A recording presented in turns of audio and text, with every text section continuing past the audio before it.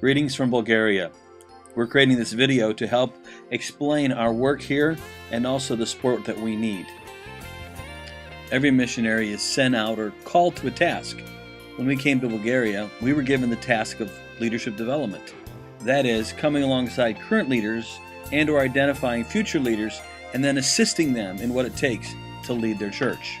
Our goal has never been to come and take over or be in charge, but rather to coach, counsel, and train the team God is raising up to be the best that they can be. We're working on instilling biblical principles that transcend time and culture so that what is created here is relevant for Bulgaria. We could show you photos of hungry, half-dressed kids as we have them in the Roma villages we're working in. But our mission is not primarily to meet the needs of the hurting at this time. It is to train leaders who in turn will serve and help the folks.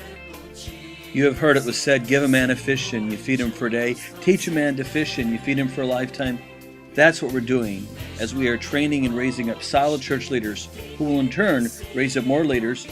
Now that does not mean we ignore the poor and needy. We do have programs like the Christmas gift box where we work with leaders at helping them reach out to those in need in their villages. But we could become so bogged down in feeding the poor and helping that we'd never be able to accomplish our primary purpose. Training leaders does not always lend itself to exciting stories and great visuals, but nevertheless it is needed. Actually, I get very excited when I see the light go on and the pastors begin to understand God's principles and begin to apply them in the local church. But just as they say, Rome was not built in a day, so leadership was not built with one training. We see the training happening on two fronts, current leaders and future leaders. We have to work with the leaders that are in place now and do our best to teach the old dogs some new things. We need to begin also to identify the up-and-coming leaders and help them get prepared. We have two plans, pastors and leaders training and youth young adult training. Over the course of 5 years, we've seen many pastors and leaders come to classes. We've trained without any strings attached, knowing that we came to serve the church no matter who they're with. We understood we were investing in God's kingdom. From that, we now have a partnership of churches that are connecting in a more formal way. We've declared that we will assist and help them in training and their pastors and helping them become the best that they can be.